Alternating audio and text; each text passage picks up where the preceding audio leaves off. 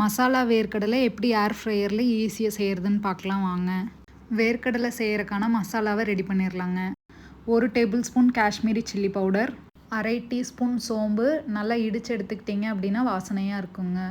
3/4 teaspoon உப்பு, 2 table spoon கடலை மாவுங்க, 1 table spoon அரிசி மாவு, 1 பிஞ்ச் பெருங்காயத்தூளுங்க.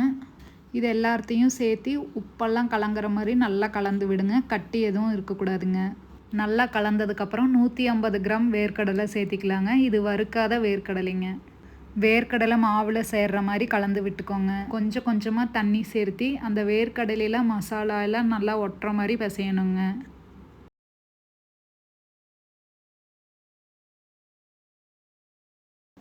பாருங்கள், மசாலாலாம் நல்லா வேர்க்கடலையில் ஒட்டிருச்சுங்க. கடைசியாக 2 கறிவேப்பிலை கொத்த பொடி பொடியாக நறுக்கி வச்சுருக்கேங்க. அதையும் சேர்த்து நல்லா கலந்து விட்டுக்கோங்க. ஒரு பிளேட்டில் எண்ணெய் தடவி வச்சுட்டு இந்த வேர்க்கடலையை ஒன்றோட ஒன்று ஒட்டாத மாதிரி பரப்பி வைங்க.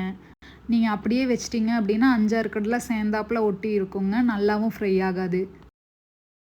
வேர்க்கடலை தட்டத்தை இந்த ஏர் ஃப்ரையர் பேஸ்கெட்டில் வச்சு 180 டிகிரியில் 8 to 10 மினிட்ஸ் வச்சிங்க அப்படின்னா மசாலா வேர்க்கடலை ரெடி ஆயிருங்க.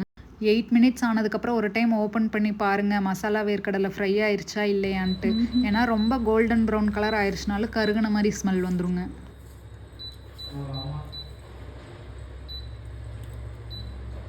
நைன் மினிட்ஸ் கழித்து ஓப்பன் பண்ணி பார்த்தங்க மசாலா வேர்க்கடலை நல்லா ஃப்ரையாக இருந்துச்சு. நீங்களும் கண்டிப்பாக செஞ்சு பார்த்து எப்படி இருந்துச்சுன்னு கமெண்ட் பண்ணுங்கள்.